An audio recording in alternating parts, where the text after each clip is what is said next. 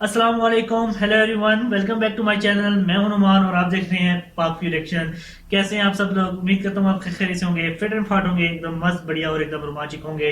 आज की वीडियो काफ़ी इंटरेस्टिंग होने वाली है। इंटरेस्टिंग ऐसी है कि भाई मेरे कंपैरिजन है काफ़ी मज़े का।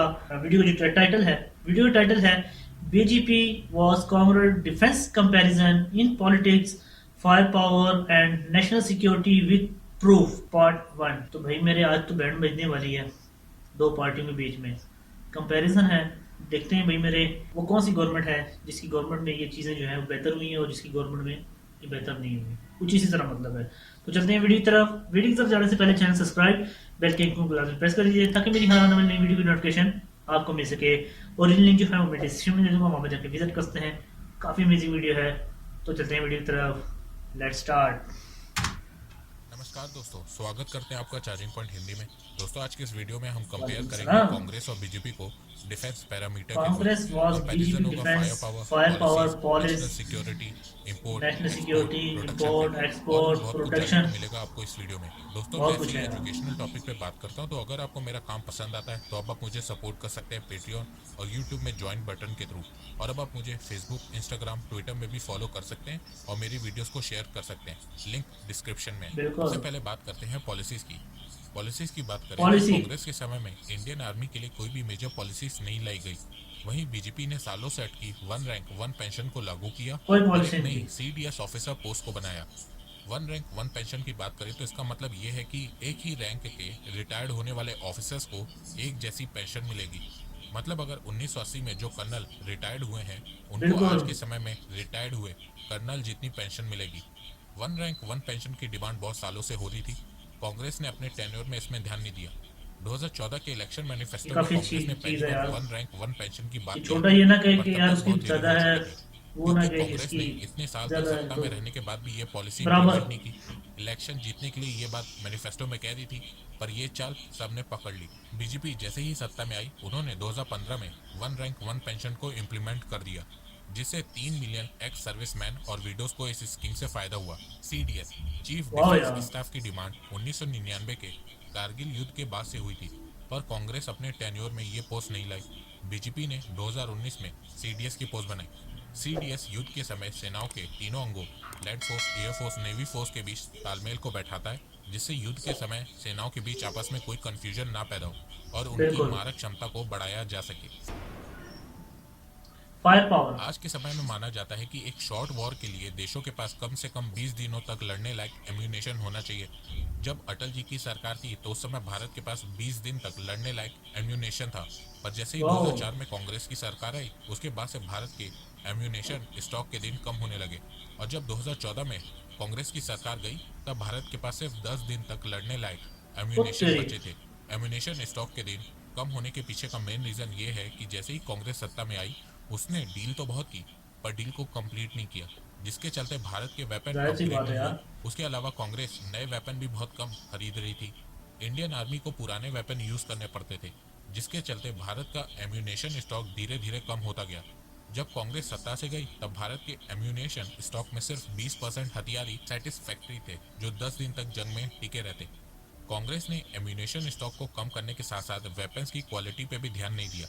पर जैसे ही मोदी सरकार आई, उन्होंने जितनी भी डिफेंस डील पेंडिंग थी उन्हें कंप्लीट किया, वेपन्स को अपग्रेड कराया, न्यू वेपन्स खरीदे, जिसके चलते आज के समय भारत के पास 40 दिन तक लड़ने लायक एम्यूनेशन स्टॉक है। मतलब अब भारत मतलब कि बिना रुके डबल। 40 दिन तक युद्ध कर सकता है। इसके अलावा अब बीजेपी चाइना और टू फ्रंट वॉर की तैयारी कर रही है। टू फ्रंट वॉर मतलब मान लो कल को भारत की लड़ाई चाइना से होती है, तो चाइना की मदद के लिए पाकिस्तान भी युद्ध में उतर सकता है। तो उसके लिए इंडियन आर्मी को पहले से तैयार होना पड़ेगा, और भारत सरकार अब ये कर भी रही है। भारत सरकार ने एक टारगेट सेट किया है कि 2022-23 तक इंडियन आर्मी को टू फ्रंट वॉर के लिए तैयार कर लिया जाएगा, और भारत 10 दिन तक इंटेंसिव टू फ्रंट वॉर के लिए तैयार हो जाएगा। और फिर उसके बाद इंडियन आर्मी को 30 दिन तक टू फ्रंट वॉर के लिए तैयार किया जाएगा। वाह यार।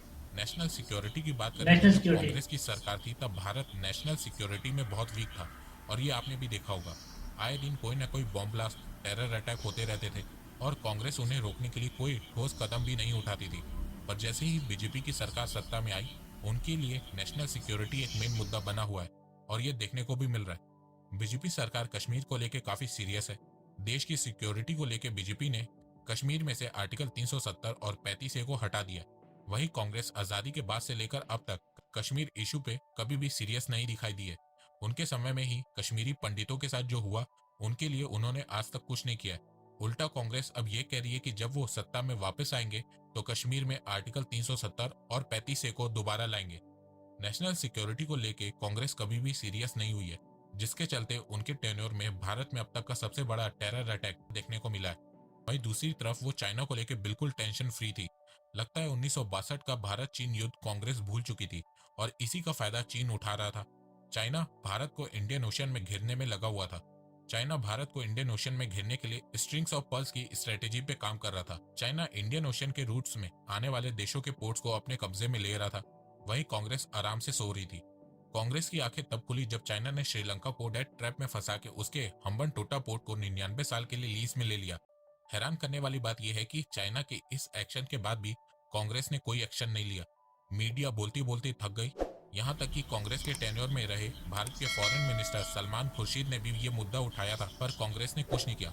पर जब बीजेपी पावर में आई, उसने स्ट्रिंग्स ऑफ पर्ल का जवाब नेकलेस ऑफ डायमंड स्ट्रेटेजी से दिया।